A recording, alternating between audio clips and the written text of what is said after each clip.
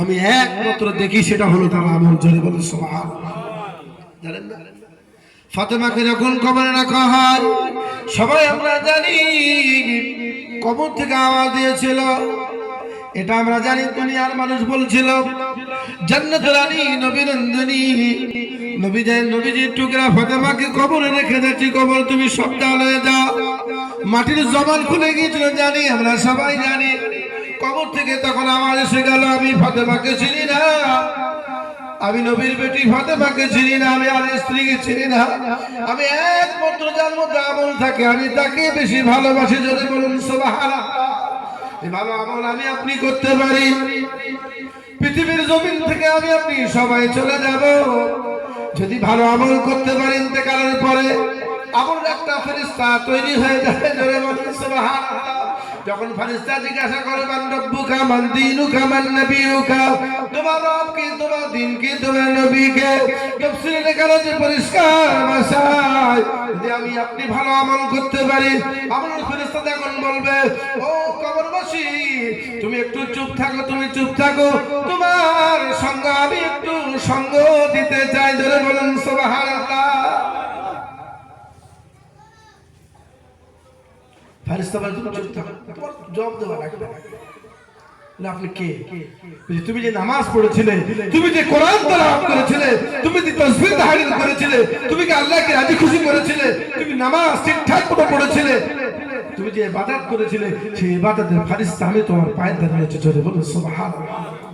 কিতাবের মধ্যে পরিষ্কার লেখা রয়েছে পায়ের কাছে এসে যখন বলবে কবরবাসী তুমি পরিষ্কার করে দাও, তুমি পরিষ্কার করে আওয়াজ দিয়ে দাও মান রব্বুকা মান দীনুকা মান নবিয়ুকা, আমি তোমার হয়ে তোমাকে সহযোগিতা করতে এসেছি।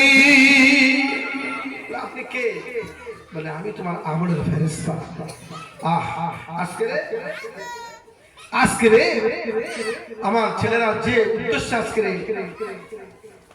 এই মজলিসটা কায়েম করেছে সেটা হলো তাদের বাপ দাদা পরদাদা তারা কবর থেকে চলে গেছে, আজকের তাদের জন্য রুহের মাগফিরাতের জন্য আজকের মজলিস কায়েম করেছেন। আল্লাহ তাআলা যেন এই মজলিসকে কায়েম, এই কায়েমটাকে আল্লাহ তাআলা কবুল করে। সকলে আল্লাহুম্মা আমিন। জোরে বলুন আল্লাহুম্মা আমিন।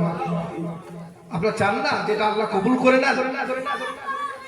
আজকের একটা নতুন কথা শুনে না, একটা নতুন কথা আপনারা আজকে শুনে যান। জীবনে অনেক কথা আপনারা শুনেছেন। সভাপতি সাহেব 5 মিনিট আমাকে সময় দিয়েছে, হুজুর এসে গেছেন আলোচনা করবেন। ভাইরা আমার, সন্তান যখন মা বাপের জন্য দোয়া করে আল্লাহ আমার আব্বাকে জান্নাত দিয়ে দেন, আমার মাকে আপনি জান্নাত দিয়ে দেন, আমার আত্মীয় স্বজনকে আপনি জান্নাত দিয়ে দেন। আল্লাহ আপনি কবরে আযাব দেবেন না, আল্লাহ আপনি কবরে আযাব দেবেন না মাওলা, কারণ আপনি যদি আযাব দেন আমার আব্বা আমার সহ্য করতে পারবে না। এইভাবে যখন সন্তান পিতামাতার জন্য দোয়া করে, কিতাবের মধ্যে পড়েছি ভাইরা আমার, বাপ মা তখন সন্তানের জন্য দোয়া করে। আজকে আমার ছেলেরা, পাড়ার ছেলেরা হাফেজ আব্দুল কাইয়ুম সুন্দর নেতৃত্ব দিয়ে ছেলেদের নিয়ে প্রতিবেশীকে নিয়ে আজকের এই মজলিস কায়েম করেছে। ভাইরা সে তো কোরআনের হাফেজ, সে তো অন্য জায়গায় দোয়া করে, একা একা এখানে দোয়া করতে পারতো, তার আত্মীয় স্বজন এখানে শুয়ে আছে। না না না, পাড়ার সকলকে নিয়ে, প্রতিবেশীকে নিয়ে, মুরব্বীদের নিয়ে আজকের মজলিস কেন কায়েম করেছে? তারা পড়াশোনা করে জানে যে আজকের একটা সভাসভা মাহফিল করা হয়, আত্মীয় স্বজন যারা প্রতিবেশী এখানে শুয়ে আছে সকলের জন্য দোয়া হবে, তাদের রুহানি দোয়া আমরা পেয়ে যাব। ভাইরা আমার, ভালো কাজ করলে অবশ্যই তার ভালো প্রতিদান আল্লাহ তাআলা দেন, এটা নিশ্চয়ই 100% এটা ভালো কাজ। কালকে স্কুল বাস্তায় কোনো প্যান্ডেল ছিল না, স্কুল বাস্তায় কোনো প্যান্ডেল ছিল না, কোনো চেয়ার ছিল না, কোনো চায়ের ব্যবস্থা ছিল না, কোনো তাবারুকের ব্যবস্থা ছিল না। উপলব্ধি করার জন্য আমি একবার মাগরিব বাদ গেলাম হেঁটে হেঁটে। আমি আমার জীবনে কোনো খেলা আমি 1 ঘন্টা দাঁড়িয়ে দেখেছি, 8 ঘন্টা দাঁড়িয়ে এরকম রেকর্ড নেই। কোন খেলা, ক্রিকেট বলেন, তাস বলেন, জুয়া বলেন, যে সমস্ত খেলাগুলো হয় উঠে বেড়ে আমি তাকাই, খেলা সম্পর্কে আমার আইডিয়া নেই। আমি একটু উপলব্ধি করতে গেলাম যে মানুষ কিভাবে তারা সেখানে দাঁড়িয়ে দাঁড়িয়ে ঘন্টার পর ঘন্টা, রাত 1টা 1:30টা পর্যন্ত বিনা প্যান্ডেলে বিনা ছাওয়ায় তারা সেখানে কাটিয়ে দিয়েছে। আজকে জান্নাতি মজলিস হচ্ছে এটা, এই জান্নাতি মজলিসে মানুষ নেই। কালকে ছাদে নিচে স্কুলের ছাদে আশপাশে আমি আবার ঈশা পড়ে যাওয়ার সময় একটু উপলব্ধি করার জন্য ঠিক এই স্কুলটা প্রাইমারি স্কুলে ছেড়ে দিয়ে একটা জায়গায় দাঁড়িয়ে একটু ফিরে ফিরে দেখলাম, দেখে চলে গেলাম। আর নিজে নিজে চিন্তা করলাম যে যদি একটা সবার কথা বলেন, কোন ইসলামিক একটা আলোচনা হোক বা কোনো প্রতিবাদ সভা হোক, এইরকম সভা যখন কেউ ডাকে সেখানে মানুষ এভাবে যেতে চায় না। কোন সমাধান একটা ইসলামের সভা হোক, কোন একটা আলোচনা সভা ইসলামিক আলোচনা হোক, এ মানুষ চায় না। কালকে যেভাবে দেখলাম আমার মনে একটা কষ্ট হলো। কিছু মনে করবেন না যে এইভাবে যদি মানুষ আমাদের ধর্মীয় অনুষ্ঠানগুলো যদি যোগদান করে, কত সুন্দর যে ধর্ম অনুষ্ঠানগুলো দেখাবে, আর সেখানে যখন দোয়া হবে মানুষ কেঁদে জানে যা হয়ে আল্লাহর কাছে দোয়া করবে, আল্লাহ নিশ্চয়ই সেই মজলিসের দোয়া আল্লাহ কবুল করবে। ভাই আমার কোন সমাজে শুধু ওইটা নয়, শুধু ওটা নয়, ইসলাম নিয়ে স্বীকৃতি দেয় এরকম যে সমস্ত অনুষ্ঠানগুলো হয় সেখানে মানুষ দলে দলে যায়, ইসলামিক আলোচনা শুনতে মানুষ চায় না। এর কারণটা কি? এটা হচ্ছে সম্পূর্ণ ইমানের ঘাটতি। সম্পূর্ণ ইমানের ঘাটতি। যদি পরিপূর্ণ ইমান থাকে সে মানুষটা কখনো এইসব কাজে যেতে পারে না। ভাই আমার কিতাবের মধ্যে লেখা রয়েছে, আমি গত সপ্তাহে আমার যে সমস্ত মুসলিমরা এখানে আছেন তারাও জানেন, আমি কথা বলেছিলাম ময়দানে মাহশারে কিয়ামতের মাঠে একজনকে আল্লাহ বলবেন, যাও তুমি জান্নাতে চলে যাও। তুমি জান্নাত চাও না নামাজ চাও? কষ্ট করবে। তুই ইবাদত করেছো কি? বলে আল্লাহ এমন অনেক ইবাদত করেছে। তুমি কি চাও, জান্নাত চাও না তোমার নামাজ চাও? এটা আমি জুমায় বলেছি। সেই সময় আল্লাহর বান্দা বললেন, আল্লাহ আমি নামাজ চাই। আমি কি চাই? আমি নামাজ চাই। তোমাকে জান্নাতে, তুমি জান্নাত দাও।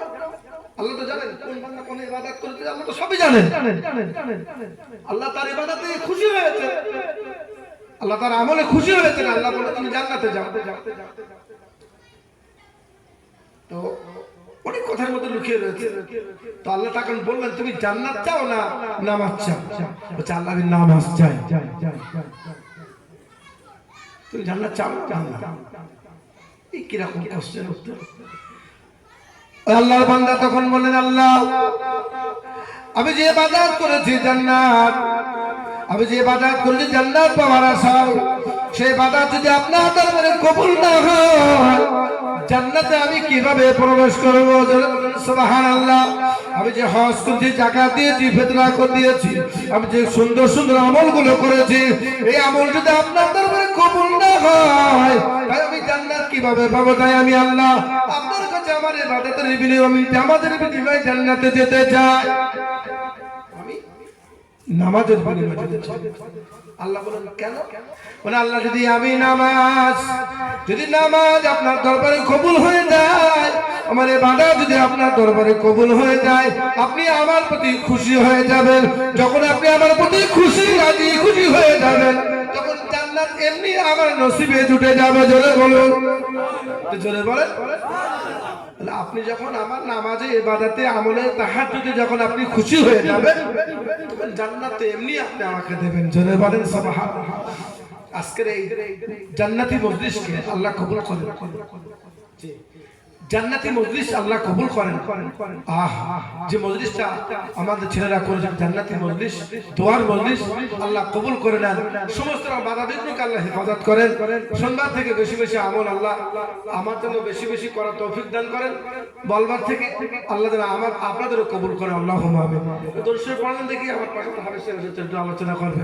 দরুদ শরীফ পড়েন জোরে, আল্লাহুম্মা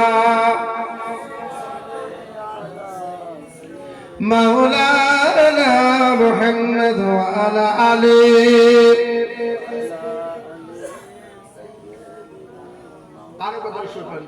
দাই হালিমা তোর ঘরে আজ, দাই হালিমা তোর ঘরে আজ কে এসেছে দেখো না, দাই হালিমা তোর ঘরে আজ কে এসেছে দেখো না সে যে মোদের দয়ার হাবিবি তাজদারে মদিনা আল্লাহুম্মা খুব জোরে পড়েন ছেড়ে দেবো ওয়ালা আলি সাইয়্যিদিনা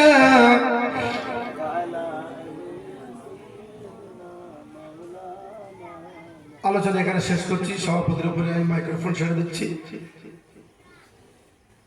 অনেক বক্তা রয়েছে সকলে একটু সুযোগ দেওয়া দরকার